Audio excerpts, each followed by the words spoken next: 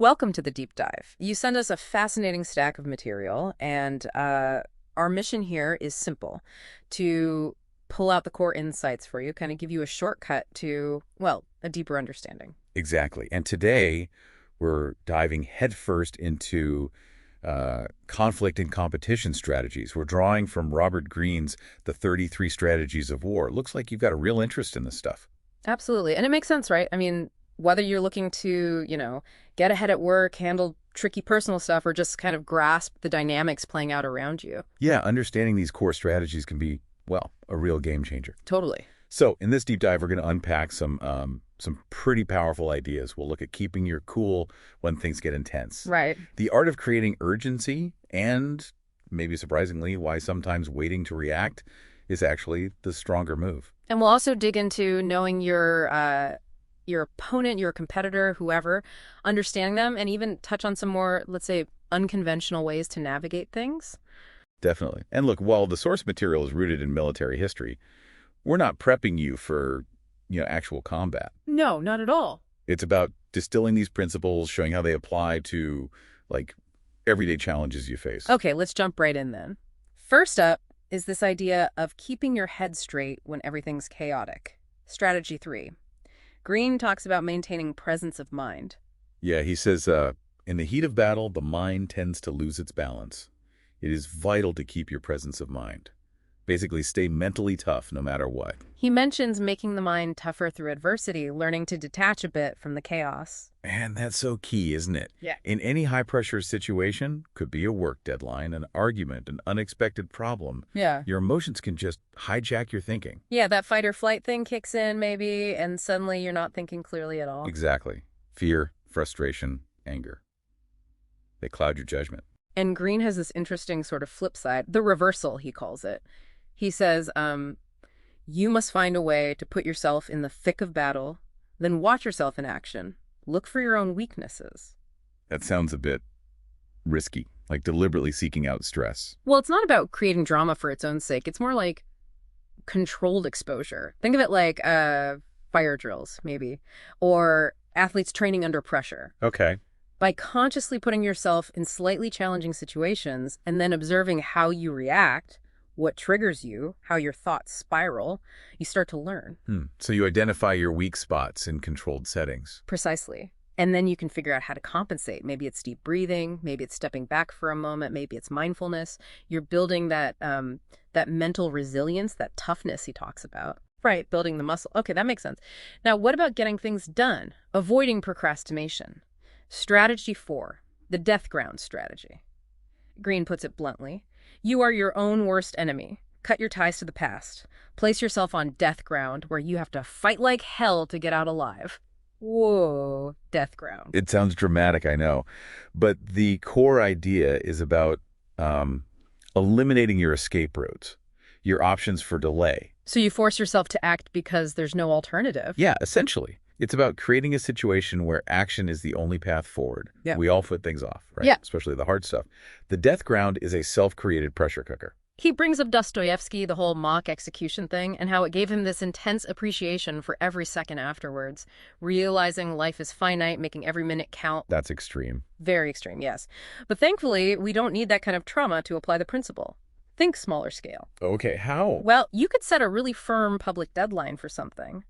Or maybe invest money in a course you have to finish. You raise the stakes of inaction. So it's about creating consequences for not doing the thing. Exactly. It combats that feeling of being lost. Having too many options and no real need to choose one right now. A self-imposed death ground creates that necessary focus. Interesting. Okay, shifting gears a bit. Strategy 9 seems almost the opposite. Holding back. The counterattack strategy. Greene says moving first often puts you at a disadvantage, exposes your plan. Better to let the other side move first. It can be, yeah. There's this impulse to be proactive, jump right in. But when you do that, you show your cards, right? Yeah. You reveal your strategy, maybe even your weak points. But by waiting. By waiting, you get to observe. You see their approach, their tactics. You spot the openings, the vulnerabilities. Then you can tailor your response, your counterattack, much more effectively. Green uses FDR as an example, how he'd absorb attacks, wait, and then hit back hard when the time was right. Exactly. He let his opponents kind of spend their energy, reveal their lines of attack, and then he'd launch his counter. It's like strategic patience. So in like a negotiation or even an argument? Yeah, maybe you let the other person lay out their entire case first. You listen, you understand their points, their potential weaknesses, before you jump in with your response. You can address things more directly, maybe even use their own arguments against them. It's like strategic jujitsu, using their momentum. Strategic jujitsu. I like that. Which brings us nicely to strategy 13, know your enemy, the intelligence strategy. Green argues the real target isn't the army, but the mind running it. Understand the mind, and you can control it. Yeah, and this isn't just about knowing facts about them. It's deeper. It's about their motivations, their fears, how they think, their biases, what really drives them. It's like psychological profiling almost. In a way, yes. Green emphasizes reading people, paying attention to the subtle stuff, the nonverbal cues, the patterns in their behavior, what makes them tick. He mentions Lyndon Johnson and his legendary intelligence gathering in the Senate, knowing everyone's secrets and motivations. Right. That's a perfect example. Johnson understood the inner workings, the personal angles, the fears and ambitions of the people he dealt with. That gave him incredible leverage. But there's a danger here, isn't there? Projecting your own stuff onto them. Huge danger. You absolutely have to avoid assuming they think like you or value what you value. You need to see them as they are, not as you imagine them to be. And Green even quotes Nietzsche here, something about anger revealing the truth. Anger empties out the soul, put our acquaintances into a rage so as to learn all that is really being thought. That sounds manipulative. It's definitely provocative and, yeah, potentially manipulative if used cynically. But the underlying point is kind of valid, isn't it? Strong emotions often bypass the usual filters. True. People say things they wouldn't normally say when they're angry or scared. Exactly. So, observing how someone reacts under pressure, even if you don't provoke it yourself, can give you real insight into their character and maybe their hidden intentions. It's about being a sharp observer. Okay. Now, Green talks about things getting tougher, more competitive, leading to what he calls dirty war or unconventional strategies, attacking from unexpected angles. Right. When everyone knows the standard plays, you need something different to get an edge. Surprise becomes a key weapon, disrupting expectations. But he warns that nothing stays unconventional for long, right? You have to keep innovating. Absolutely. What's surprising today is predictable tomorrow. So you need constant adaptation, constant creative thinking to stay ahead in that unconventional space. Which leads to strategy 23, weaving fact and fiction, misperception strategies. He says, make it hard for your enemies to know what is going on, disturb their focus, and you weaken their strategic powers. So basically messing with their heads. It's about controlling their perception of reality. Yeah. Because people act based on what they think is true, not necessarily what is true. If you shape that perception... You shape their actions. Precisely.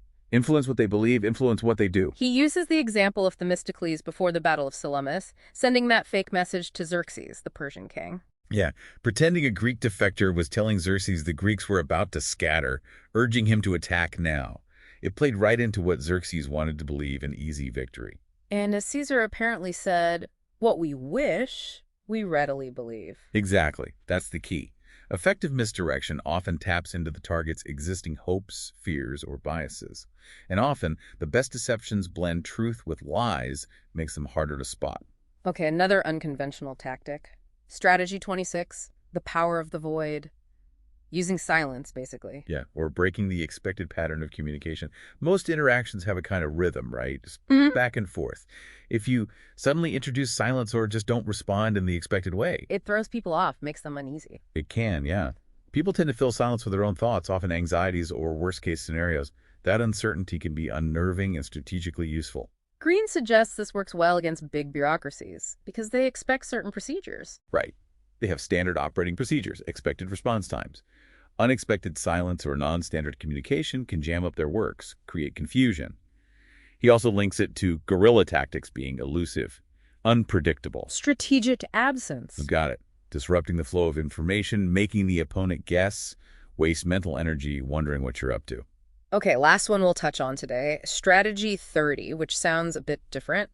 It's partly about creating a communal spirit, but also about one-upmanship, subtly making rivals feel inferior. Yeah, this one's more about psychological maneuvering within a social or competitive landscape. It's less about direct confrontation and more about subtly shifting the dynamics. How does that work? Well, Green suggests making your rivals feel slightly defensive, slightly off balance, maybe even inferior, while you project confidence and control.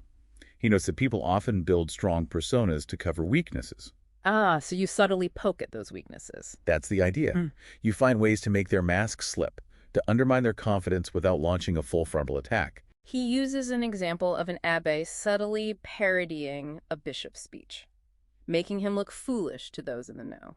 Exactly. It wasn't overt criticism, but it used wit and subtle mimicry to expose the bishop's vanity, creating a psychological disadvantage for him among perceptive observers. It's a very subtle game. Wow. Okay, so that's quite a tour through Green's strategic thinking. We've gone from inner calm under pressure to creating urgency, holding back, knowing the enemy, deception, silence, and even subtle psychological games. Yeah, quite a range. And again, while the context is often war, the principles themselves, understanding psychology, managing perceptions, timing your actions, knowing yourself and others, they really do apply broadly. They give you a kind of framework, don't they, for seeing the underlying dynamics in lots of situations. Definitely. Nuggets of knowledge, as you said at the start. So here's a final thought for you, the listener, to chew on. Think about a time you were in some kind of competitive situation, work, negotiation, maybe even socially.